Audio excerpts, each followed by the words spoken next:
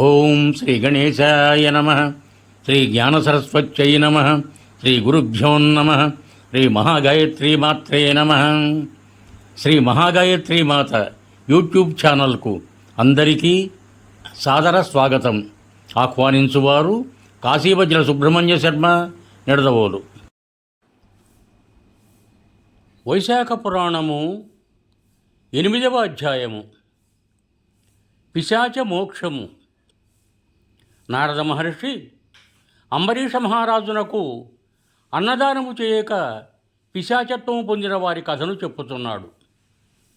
పూర్వం రేవానదీ తీరమున శృతదేవుని తండ్రి గారు మృతి నంది పిశాచ రూపము నందెను. ఆకలి దప్పికల వలన బాధపడుచు తన మాంసమును తనే తినుచు శుష్కించిన శరీరముతో నీడలేని బూరుగ చెట్టు వద్ద నివసించుతుండెను. పూర్వం చేసిన పాపముల వలన ఆకలి దప్పికల చేత బాధపడుతున్న వాని కంఠమున సన్నని రంధ్రం ఏర్పడినది. అది గాయమై మిక్కిలి బాధించుతుండెను. దగ్గరున్న చెరువులోని చల్లని నీరు కూడా త్రాగగానే కాలకూట విషము వలె బాధించుతుండెను. నేను గంగాయాత్ర చేయవలైన కోరికతో ప్రయాణము చేయుచు దైవికముగా ఆ ప్రదేశమునకు వచ్చి తిని నీడలేని బూరుగు చెట్టుపై నుండి ఆకలి దప్పికల బాధను భరింపలేక తన మాంసమును తానే తినుచు దుఃఖభారమున కంఠబాధ అనుభవింపగలేక అరచుచున్న ఆ పిశాచమును చూచి అబ్బురపడి తిని ఇదేమి అద్భుతము అని అనుకుంటుని. పిశాచ రూపమునున్న అతడు నన్ను చూచి చంపవచ్చెను. కానీ నా ధార్మిక ప్రవర్తనా బలము వలన నన్నేమీ చేయజాలకపోయెను. నేను వారిని చూచి జాలిపడి, ఓయి భయపడకుము, నీకు నా వలన ఏ భయమునూ రాదు. నీవెవరవు? నీకిట్టి బాధ కలుగుటకు కారణమేమి? వెంటనే చెప్పుము, నిన్ను ఈ కష్టము నుండి విడిపించునని పలికితిని. నేనతని పుత్రుడనని అతడు గుర్తింపలేదు. నేనును నా తండ్రి అని గుర్తింపలేకపోయి తిని. అప్పుడు ఆ పిశాచ రూపమున ఉన్న అతనిట్లు పలికెను, నేను భూవరమును పట్టణమును వసించు మైత్రుడను వాడను, సంకృతి గోత్రము వాడను, అన్ని విద్యలను నేర్చిన వాడను, అన్ని తీర్థముల యందు స్నానము చేసిన వాడను, సర్వదేవతలను సేవించిన వాడను. కానీ నేను వైశాఖ మాసమున కూడా అన్నదానం ఎవరికీ చేయలేదు. లోభము కలిగి ఉంటిని. అకాలమున వచ్చిన వారికిని భిక్షనైనను ఇయ్యలేదు. కావున నాకు పిశాచి రూపం వచ్చినది. ఇదియే నా ఈ దురవస్థకు కారణము. శృతదేవుడను పుత్రుడు నాకు కలడు. అతడు ప్రసిద్ధి కలవాడు. వైశాఖమున కూడా అన్నదానము చేయకపోవటచే నేనిట్లు పిశాచి రూపము నందితుననియు నేనిట్లు బాధపడుతున్నాననియు వానికి చెప్పవలేను. నీ తండ్రి నర్మదా నదీ తీరమున పిశాచమై ఉన్నాడు. సద్గతిని పొందలేదు. బూరుగు చెట్టుపై ఉన్నాడు. తన మాంసమును తానే తినుతూ బాధపడుతున్నాడని చెప్పుము.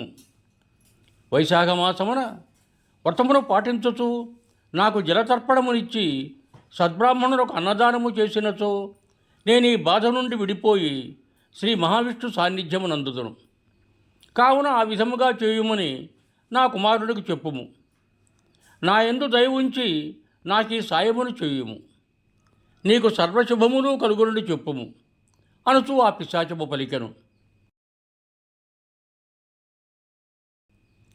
నేను నా తండ్రిని గుర్తించి అతని పాదములకు నమస్కరించి దుఃఖపీడితుడై చిరకాలముంటిని.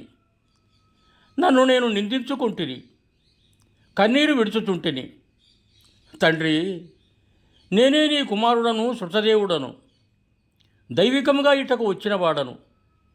తండ్రి, ఎన్ని కర్మలను చేసినను పితృదేవతలకు సద్గతిని కలిగింపనిచో ఆ కర్మలన్నీ వ్యర్థములు, నిరర్ధకములు.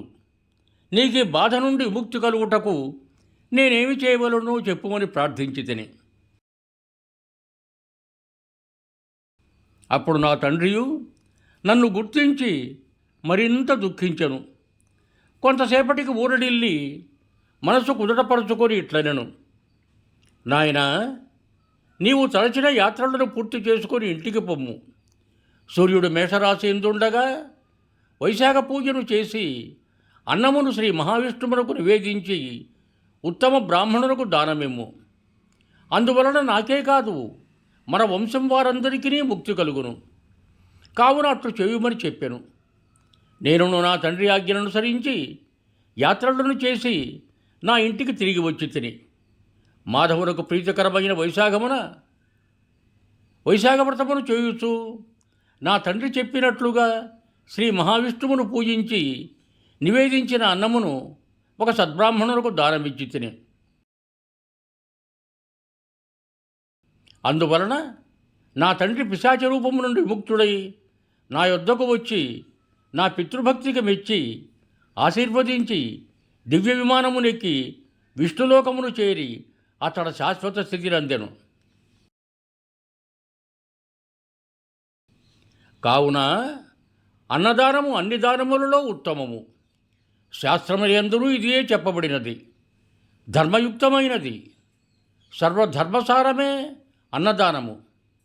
మహారాజా, నీకింకేమి కావలయునో అడుగుము, చెప్పేదనని శృతదేవుడు శృతకీర్తి మహారాజునకు వివరించరు. ఈ విషయమును నారద మహర్షి అంబరీష మహారాజునకు చెప్పాను.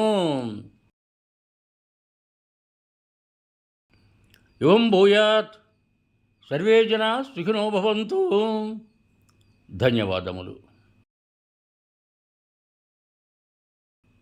మీకు నా ఈ వీడియో నచ్చినట్టయితే దయచేసి ఒక లైక్ కొట్టి మీ బంధుమిత్రులకు కూడా నా ఈ వీడియోను షేర్ చేయగలరు.